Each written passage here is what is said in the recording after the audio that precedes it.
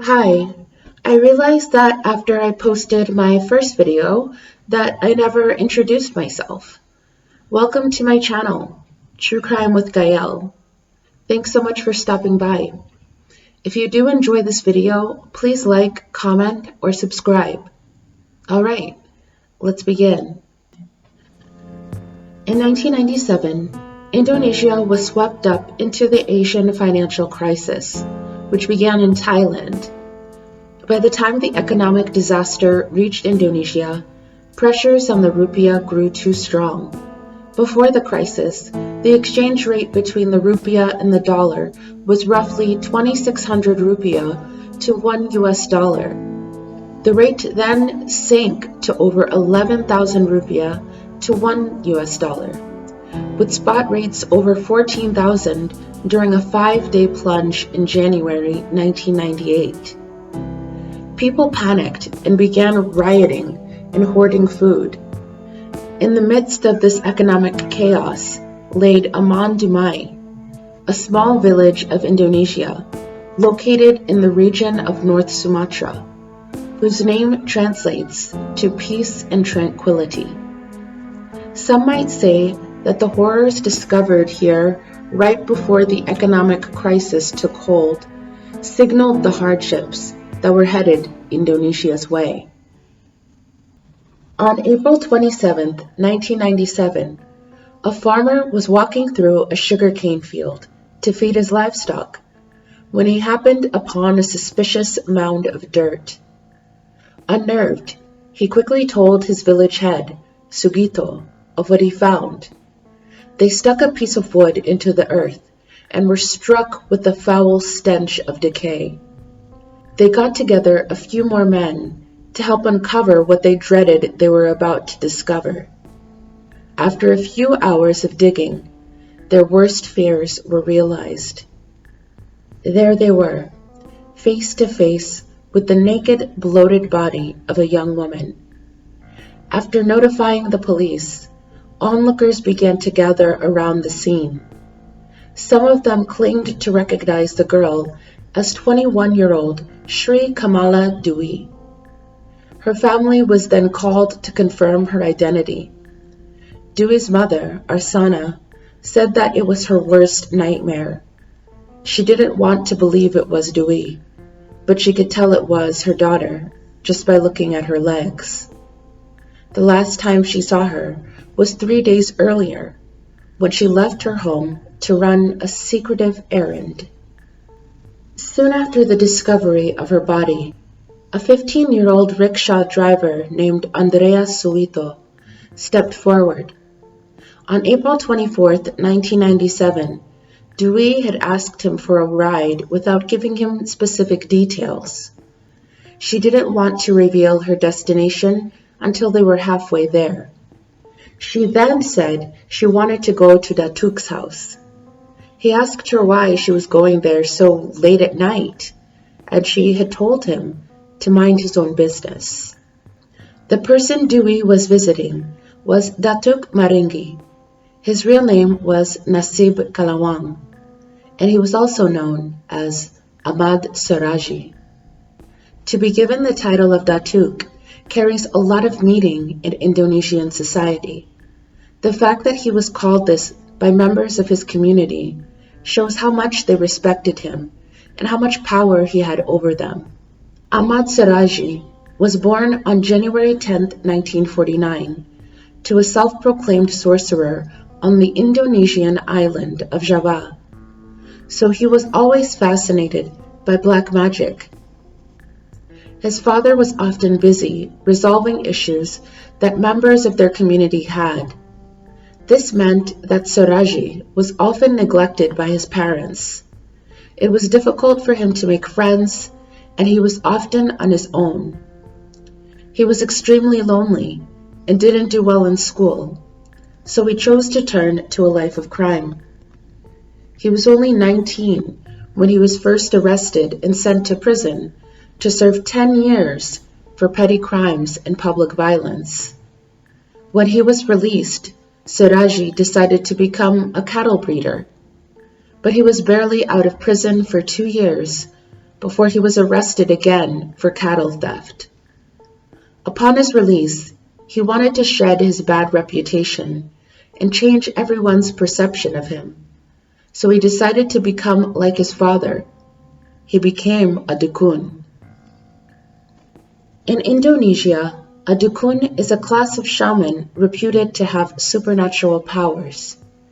Their societal role is that of a traditional healer, spirit medium, custom and tradition experts, and on occasion, sorcerers and masters of black magic.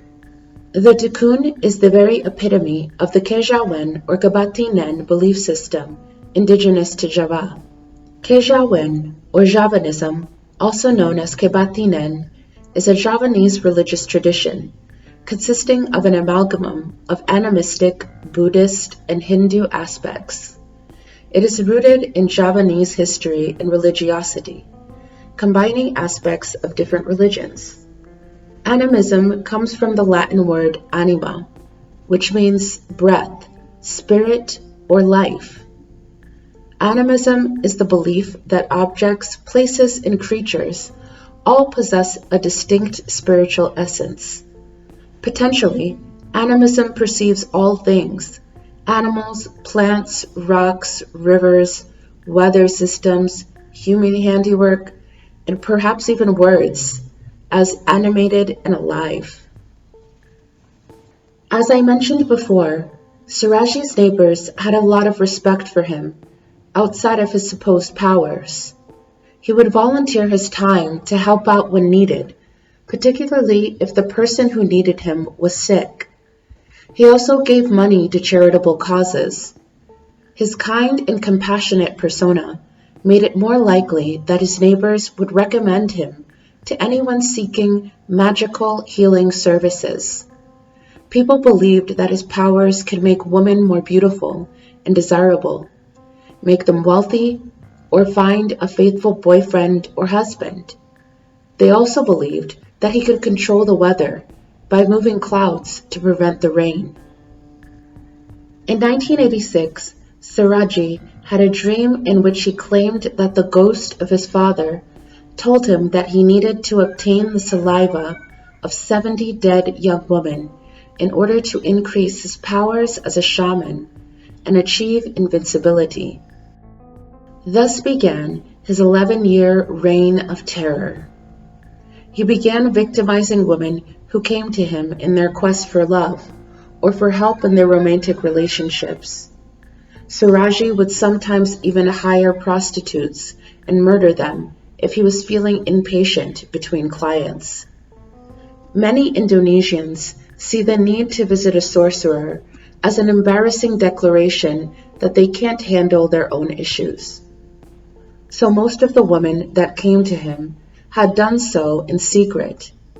There was no way of linking him to their disappearances. Before he would begin to heal the woman who came to him, or perform a ritual to make her more sexually attractive, he first charged the Indonesian equivalent of between $200 and $400. Once he had the money in hand, he began the spell that eventually led to the woman's death. He would take his victims into a sugarcane field near his home and have them dig a deep hole, which they were to then step into. He would then bury them up to their waist, pinning their arms to their sides with dirt, and claim that it was part of the ritual. Finally, he would strangle them until they were dead and proceed to drink their saliva. Afterwards, he would steal their valuables and strip the clothes from their bodies to accelerate decomposition. As a final act of dominance, he would bury them back into the ground with their heads pointing towards his house. He believed that this burial position would give him even more power. He killed with impunity until he came across 21-year-old Sri Kamala Dewi, the woman who was to be his final sacrifice, and Andreas, a rickshaw driver whose testimony saved other women in Aman Dumai from a horrifying end. During their investigation, The police found Dewee's handbag, dress, and bracelet in Suraji's home, which eventually led to his arrest. He confessed to his crimes during the interrogation. In his confession, Suraji shared that Dewee had gone to him because she had a fight with her fiancé and wanted him back. She was seeking assistance from Suraji to ensure her fiancé did not leave her for another woman. That night, she was scared because she had to walk through a cemetery to get to the sugarcane plantation. I told her it was fine, but she insisted that my wife accompany us for the ritual. Dewey was the one who asked for my wife to come along, and that was how my wife got to know about the murders, he said. He had to constantly reassure Dewey to calm her down while he was burying her, and it took him about 15 minutes to kill her before he sucked out her saliva. He stripped her with the help of his wife, rolled up her clothes, and put them in a plastic bag before heading home. He claimed that it was the first time he had brought his wife Tumini along. He also explained that all 3 of his wives had not known of the murders up until the discovery of Dewee's body. Suraji was arrested on April 30th, 1997. He went through 4 days of interrogation, during which he admitted that he had murdered a total of 42 women, aged 17 to 30, and buried all of them in the same sugarcane field. He later even reenacted the grisly killings, using mannequins and real-life locations. Alfred Satyo, the forensic expert who worked on the case, said that Dewey could be identified quite quickly because her body was still fairly fresh. 4 other bodies were also identified shortly after discovery because their families came forward. There were 4 bodies which could not be identified and had to be cremated without anyone claiming them. It was just impossible to recognize the rest, as they had been reduced to a pile of skulls and bones. In fact, we think there is a possibility that more than 42 bodies were there, he said. Several missing persons reports by the villagers later revealed that over 80 female villagers had gone missing. However, there was no way to know if they were all murdered by Suraji. Ahmad Suraji is one of the most prolific serial killers of Indonesia. A serial killer is defined as an individual who murders 3 or more people over the course of a month or more, with a cooling down period between each victim. These murders are separate events, typically driven by a compulsion for psychological gratification. Serial killers are often grouped into 4 categories, distinguished by the motives that trigger the killings. Here are the 4 types of serial killers. Power or control. These serial killers are hooked on the satisfaction of having complete control and gaining power over their victims. They enjoy the process of murder, stalking, capturing, and torturing their prey. They are often patient and sadistic, finding fulfillment in dominating and humiliating their victims. They also keep mementos to manifest their power. Mission killers are motivated by revenge, hatred of a specific group or person, or the need to cleanse the world. They believe that their specific mission, killing a certain race, ethnicity, religion, sexual orientation, drug users, the homeless, etc., will benefit the world. Mission killers are rarely mentally ill. They may be stable, employed, and long-term residents of the territory they choose to kill within. They tend to be ritualistic and may see themselves as an avenging angel. Some even believe they are doing the victim a favor by ending their life.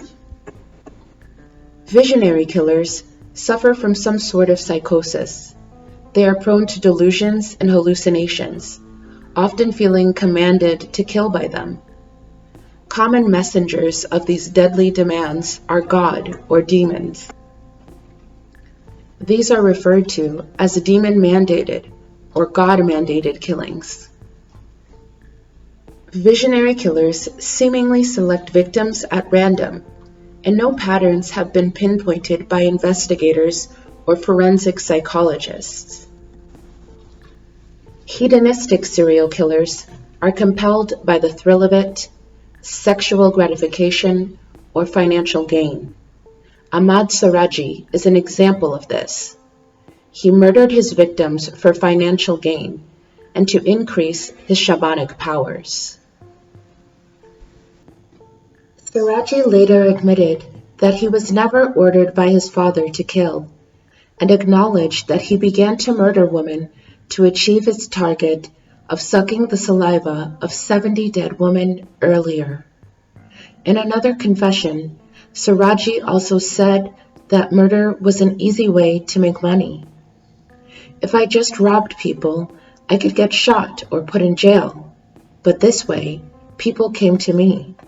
I took their money, then I killed them, he said. Ahmad Suraji had 3 wives. All of them were sisters. Although all 3 were questioned after the murders were discovered, only one, Tumini, was charged as his accomplice. She went on trial at the same time he did and received life in prison for her involvement in his crimes. His other 2 wives allegedly didn't know about his evil activities. During the actual trial, he showed no remorse and said that his confession was coerced. However, the evidence against him was overwhelming. At the end of his trial, Ahmad Suraji was found guilty and sentenced to death. He attempted to appeal his death sentence, and his appeal was denied. After entering prison, Ahmad Suraji stopped working as a shaman. He converted to Islam and became very devout. He even started giving religious advice to his fellow prisoners. However, he's a psychopath, so nothing he does can be trusted as truly genuine. As his execution approached, he told his jailers he had one last wish: to see his wife, Mini, who was serving life in prison as his accomplice. The authorities acquiesced, and he was able to speak to her one last time before he died. 10 years after his capture and trial, in 2008, Ahmad Suraji was executed in his home country of Indonesia by firing squad. Ahmad Suraji was a piece of fucking work. He suffered through neglect and abuse as a child, but that was no excuse for what he did. He murdered dozens of women, took their money, made them dig their own graves, and stripped them of whatever dignity and valuables they had left after their deaths.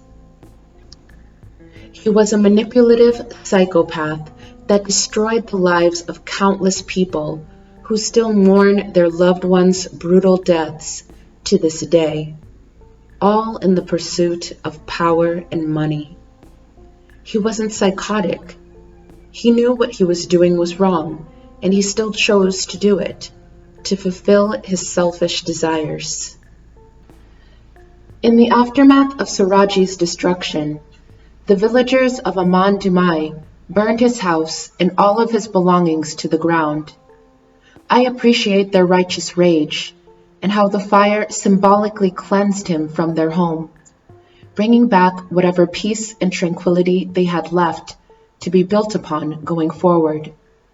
If you lived in Aman Dumai during that time, how do you think you would have chosen to heal? I would love to hear your thoughts in the comments below.